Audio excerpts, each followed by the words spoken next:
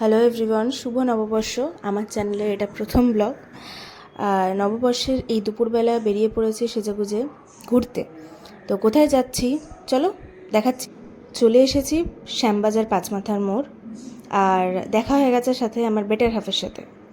তো আমরা দুজনেই আজকে ঘুরতে বেরিয়েছি। বেচারা রোদের মধ্যে অনেকক্ষণ দাঁড়িয়েছিল আমার জন্য। এবার আমরা যাব বাগবাজারে। এসে গেছি বাগবাজারে। বাগবাজার সার্বজনীন দুর্গোৎসবের মাঠে চলেছে পয়লা পার্বণ উৎসব। তো আজকে সেটা শেষ দিন, আর আমরা শেষ দিনে চলে এসেছি ভর দুপুরবেলা এই পয়লা পার্বণ উৎসবে। তো চলো যাওয়া যাক। এসে গেছি পয়লা পার্বণের এন্ট্রি গেটে। আর এন্ট্রি গেটটাই এত সুন্দর করে সাজানো ছিল, সামনে এত সুন্দর আলপনা দিয়ে শুরু, আর ছিল টিকিট কাউন্টার। এই পয়লা পার্বণ উৎসবে প্রবেশ করতে গেলে 10 টাকা দিয়ে টিকিট কাটতে হবে। তো কেটে নিল টিকিট কাউন্টার থেকে টিকিট।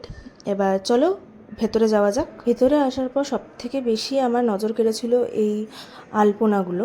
রাস্তার মধ্যে যে এত সুন্দর করে আলপনা দেওয়া আমাদের বাঙালিয়ানার ঐতিহ্যকে ফুটিয়ে তুলেছিল। এছাড়া চারিদিকটা এত সুন্দর করে সাজানো ছিল। আর এই পয়লা পার্বণের থিমই ছিল পয়লা কিন্তু একলা নয়।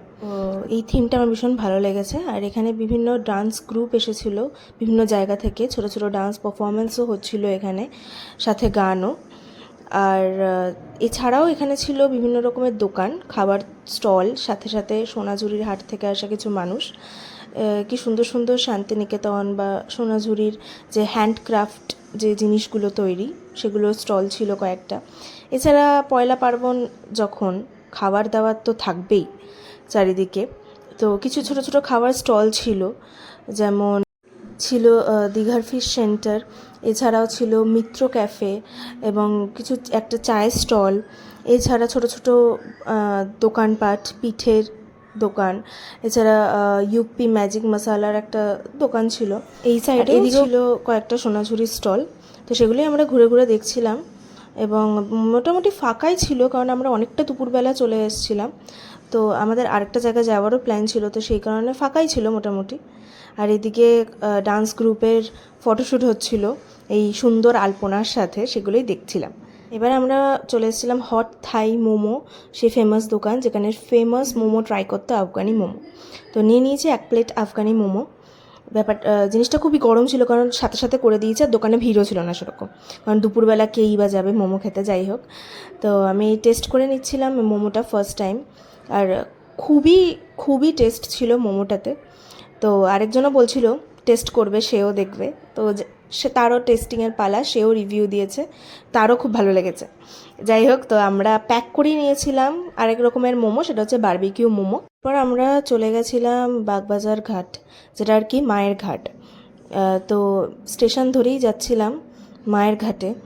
আর ওয়েদারটা সেরকম মানে খুব একটা গরম ছিল না, আর গঙ্গার ঘাটে খুব একটা গরম লাগেও না। যাই হোক, তো বাগবাজার ঘাটে কিছুক্ষণ বসলাম গঙ্গার পাড়ে, এই সানসেট এনজয় করলাম দুজনে মিলে, বেশ ভালোই লাগলো। এই নতুন বর্ষর যে আমেজটা, তো বেশ সুন্দর লাগছিলো। ঘাটে লোকজন ছিল ভালোই। তো তারপরে চলে এসেছিলাম বাগবাজার স্টেশনে। এসে ওয়েট করছিলাম ট্রেনের জন্য, কারণ আইডিতলা যাওয়ার ছিল আমাদের।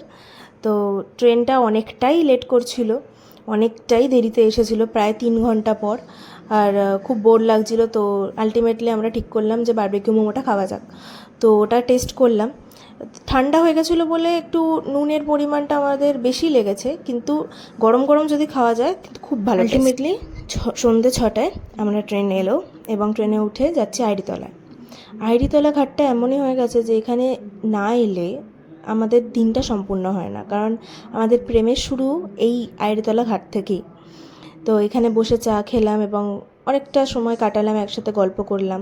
তো এবার যাচ্ছি বাড়ির দিকে। আর এসে গেছি আইডিতলা মোড়ে। এখান থেকেই একই বাসে উঠবো দুজনে, ও আমার আগে নেমে যাবে আর আমি পরে নামবো। নেবে ভিআইপিতে রিক্সা ধরে নিয়েছি। আর রাস্তায় অনেকটাই ভিড়, সবাই বেরিয়েছে হালখাতা করতে।